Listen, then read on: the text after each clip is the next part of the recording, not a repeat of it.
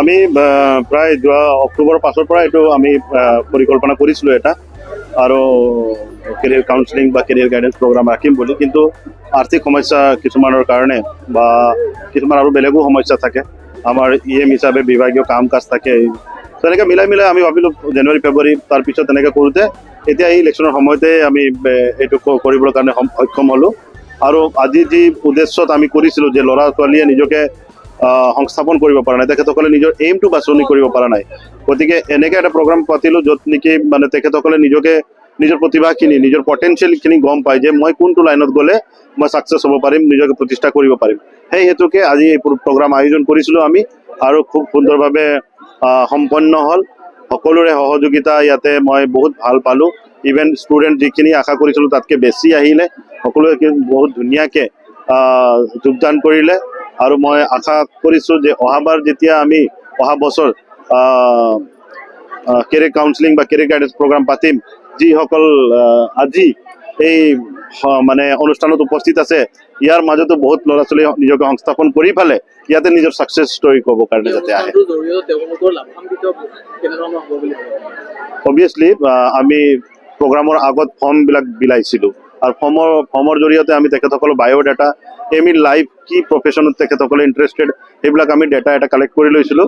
এতিয়া তেখেতসকলক আমি কেটেগৰাইজ কৰি পেলাই কোনে কি লাইনত যাব বিচাৰিছে, মেডিকেল লাইনত কোনে যাব বিচাৰিছে, ডিফেন্সৰ লাইনত কোনে যাব বিচাৰিছে, এনেকৈ কেটেগৰাইজ কৰি পেলাই সেই মৰ্মে তেখেতসকলক কোচিং বা ট্ৰেইনিং যিখিনি তেখেতসকলে বিচাৰে আমি প্ৰদান কৰিম। NRDS গ্ৰুপ অফ ইনষ্টিটিউশ্যন ইয়াতে মোৰ লগত ইন কলাবৰেশ্যন আছিলে, তেখেতসকলৰ পূৰ্ণ সহযোগিতা থাকিলে আৰু লগতে চিভিল ছাৰ্ভিচ এচিভাৰ পইণ্ট তেখেতসকলৰ যি টীম তেখেতসকলেও গোটেইখিনি প্ৰগ্ৰামটো সুচাৰুৰূপে চলাই লোৱাত আমাক খুব সহায় কৰিছে।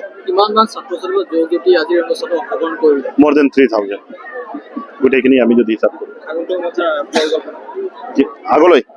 আগলৈ এতিয়াতো কোচিংবিলাক পাতিব লাগিব, ট্ৰেইনিংবিলাক পাতিব লাগিব আৰু আমি এনেকৈ এটা এৰিয়াৰ পৰা আছোঁ, আমি ডাঙৰ সপোন দেখাই নাই এতিয়ালৈকে।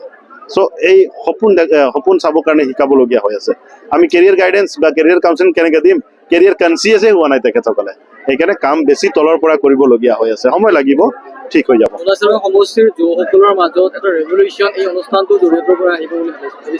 নিশ্চয় আমাৰ উদ্দেশ্যই সেইটো আৰু আমি মানে ফেইলিয়াৰটোক আমি কেলকুলেট নকৰোঁ, আমি কিমান ছাকচেছ হৈছোঁ।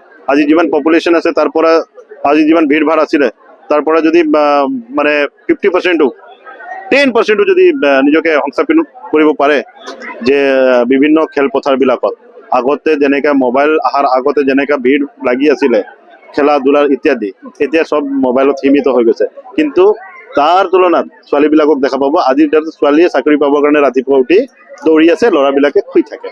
মই সৰুকৈ ষ্টাৰ্ট কৰিছোঁ, ডাঙৰকৈ আমাৰ কৰ্মযোগী আমাৰ অসমৰ মাননীয় মুখ্যমন্ত্ৰী ডক্টৰ হিমন্ত বিশ্ব শৰ্মা ডাঙৰ তেখেতে ষ্টাৰ্ট কৰিছে, আমাৰ BTR প্ৰধান শ্ৰী প্ৰমোদ বড়োৱে ষ্টাৰ্ট কৰিছে।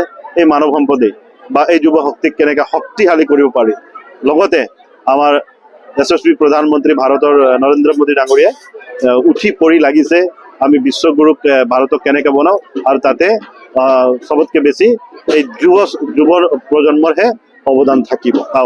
আজি যিখিনি ইনস্পিৰেশ্যনেল বা মটিভেশ্যনেল স্পীচ পালোঁ, আমি যি দায়িত্বত থাকোঁ, মই বিচাৰোঁ যে মই যেনিবা ঝাৰুৱালা হ'লোঁ, চ' মই ক'ৰবাত ঝাৰু মাৰি আছোঁ, তো মানুহে ভাবিব লাগিব আৰু ক'ব লাগিব যে এখেতৰ দৰে আজিলৈকে কোনো ঝাৰু মাৰি ইয়াতে পোৱা নাই।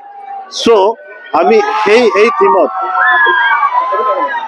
সেই থিমতে কাম কৰোঁ যে যদি মই আজি EM হৈ আছোঁ, মোৰ এই পাৱাৰটোক যি পাৱাৰ হয় মই